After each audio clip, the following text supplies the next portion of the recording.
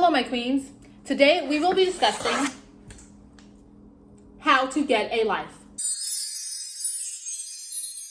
I'm trying to come to you as a big sister here. I'm trying to come to you as a teacher. One, I am a big sister. And two, I'm here to teach. I am here to inspire. I am not here to fit into any little games or any little small-minded activities, okay? And I'm not gonna help you stay in a box. I'm gonna help you be the best possible version of yourself. That's why we're having class today.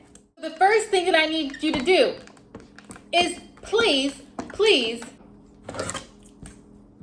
get a hobby. You need to find something that you want to do on your free time, okay? Think about, what do you want to do on the weekends? What do you like to do on your days off? It can be as simple as, I like to lay by the pool and tan. That's what I like to do. Or it can be, I like to roller skate. I like to knit. I like to read books. You need to find something to do that you are okay with doing if you're not at that man's house, if that man is not texting you back, if that man is ignoring you.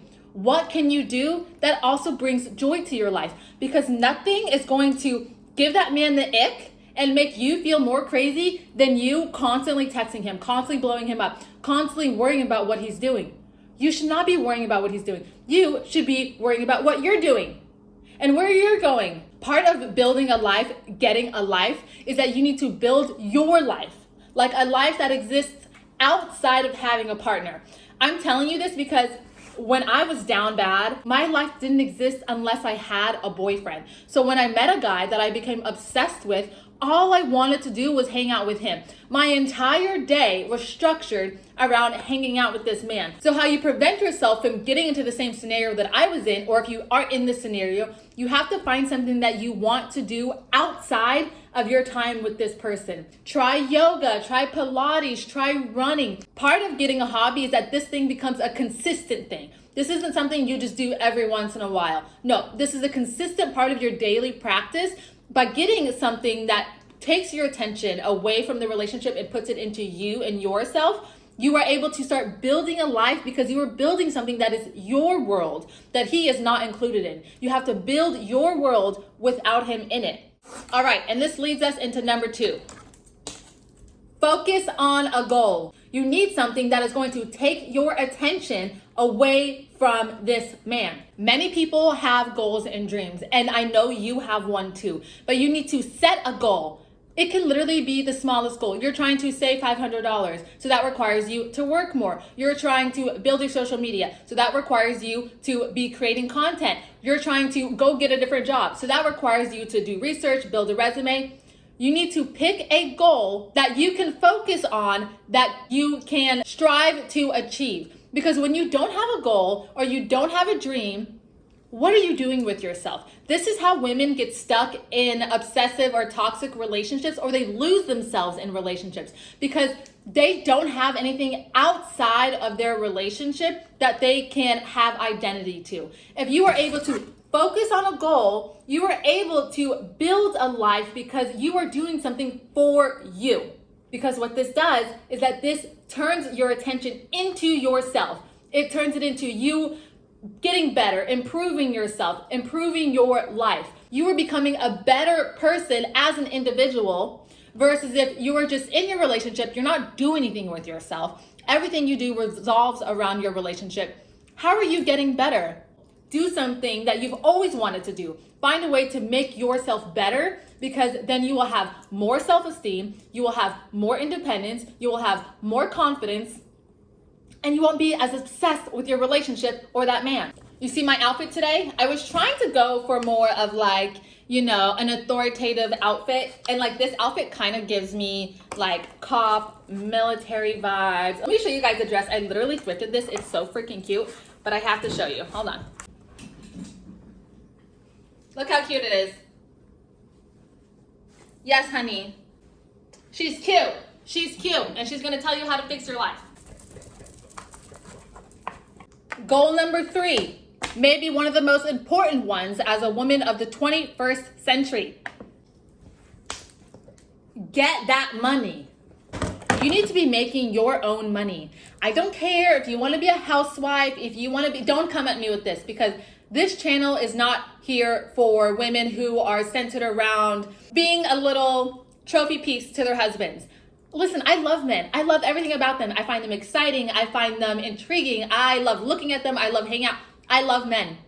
But the one thing I'm not going to be, and I don't think women deserve to be put in this place, is to be a man and then just a woman who is his woman. Who is she? We don't know. We know the man, and we just know that she exists on the side.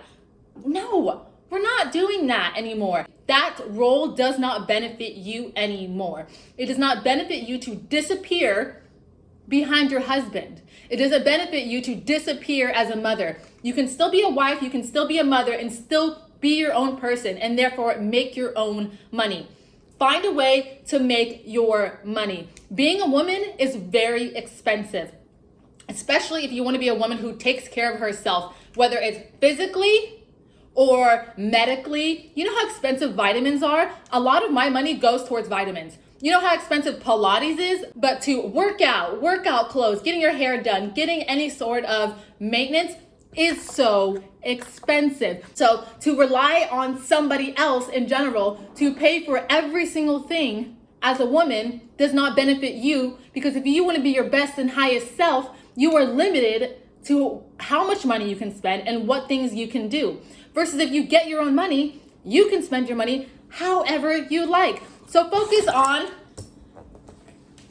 getting that money, because getting that money provides you the freedom that you want to live a life that you want and to be the person that you want, because you have the freedom to go and do whatever you want with your money, because your money. This became the most obvious thing for me when I really became a grown woman who makes all of her own money, makes all of her own decisions. And I realized if I had somebody else in my life that I had to rely on for money, if I wanted to do something and they didn't agree with my financial decisions, then I wouldn't be able to literally do whatever I want. But because I have my own money and I've paid all my own bills and I've always taken care of myself, I get to decide what I want to do with my money. It's my money. And so I have so much more freedom than maybe some other women do, because it's not their money. There is so many ways to get money online nowadays. I mean, obviously you can go the regular route. You can go get a job. You can try building a social media channel. There's so many ways to make money, and all you have to do is start, because there's no way you're gonna make money if you don't try and going and doing it. Without your own money, you don't have a life that is yours. You have a life that is tied to somebody else. Okay, and the last and final thing I find very important that I learned was the most important when I moved states to be with a man, and he said, you need to go and make friends. But it's fine, because I lived and I learned that this is an essential part of the relationship. And number 4, hang out with your friends.